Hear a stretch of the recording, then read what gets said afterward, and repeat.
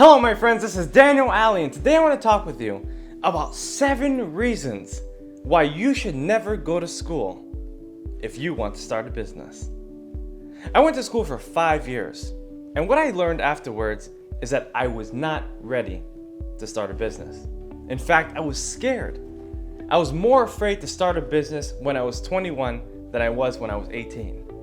You see, I knew that I could start a business, but I heard all the statistics that people keep on mentioning.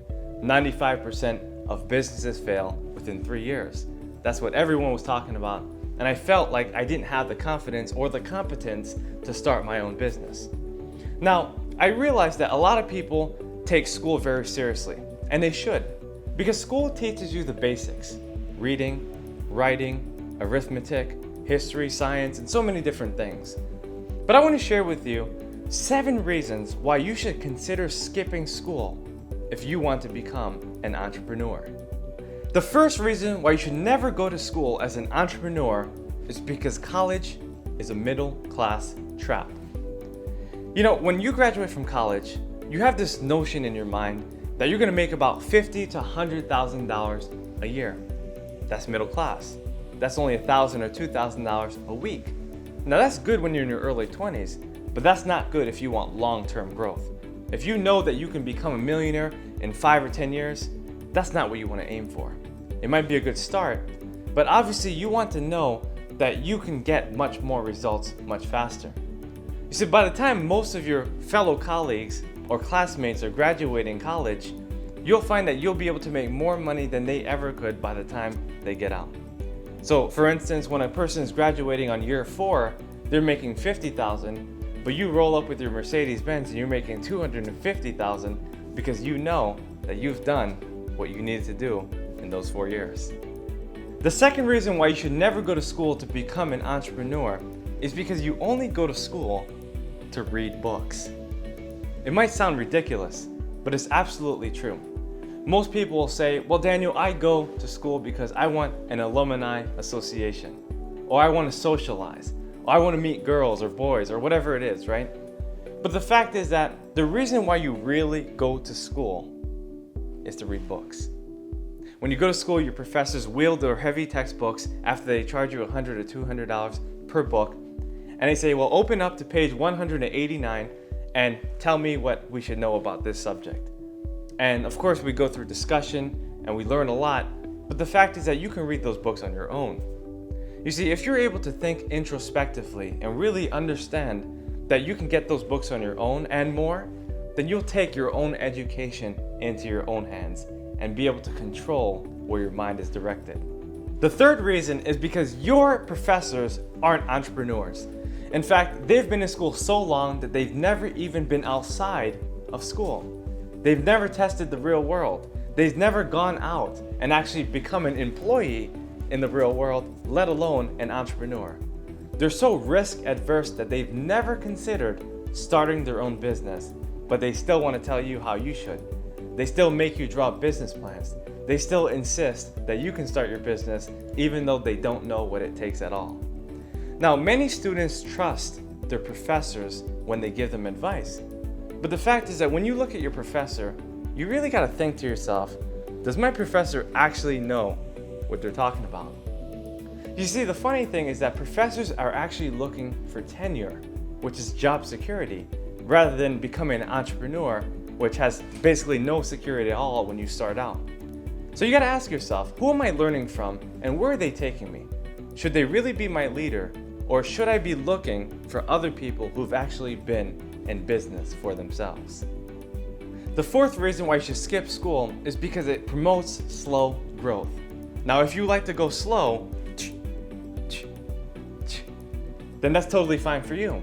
But if you like to go fast, then you should skip school.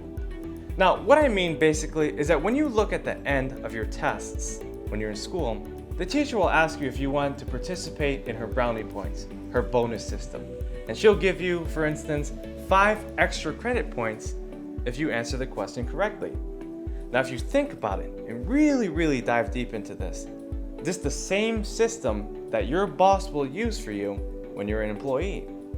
For instance, if you work overtime or you volunteer, you give them a gift and you suck up a lot to your boss, you'll find that they'll give you an extra $5,000 raise per year. Whoopee! Big deal, right? If you're an employee, but not if you're an entrepreneur.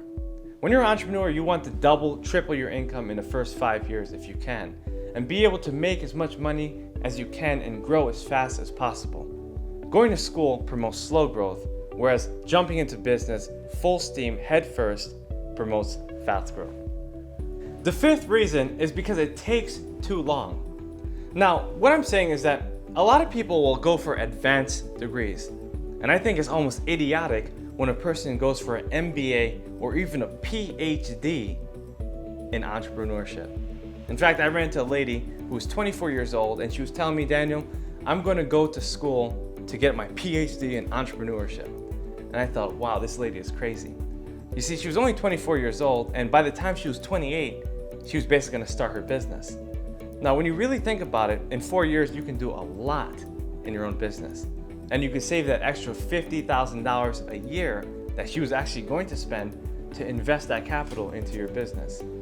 If you really think about it, $200,000 in 4 years of time is really a lot of time for you to learn how to develop your business.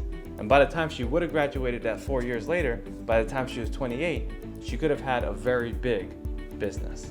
The sixth reason is because school gives you massive debt. Now, the average college student graduates with over $50,000 in debt. And I often laugh because when I think about it, these are the same students who are afraid to put a $500 suit on a credit card that they'll need for an interview to help them get a job. Now, if you really consider everything that I'm saying, you'll start to realize that this whole school thing doesn't make sense. Honestly, you're only paying for a piece of paper and a whole bunch of doubts for the rest of your life. Oftentimes, you'll find that a lot of people will only secure a job for about $50,000 a year and will end up paying about $1,000 in student debt every single month. Now, if you think about it, that doesn't make sense, nor does it make dollars. So is it really worth going to school considering all the debt that you will accumulate? Most people invest in their debts more than they invest in themselves. Now, let me give you a clear example. I know a guy in his 40s and he has over $300,000 in debt with him and his wife.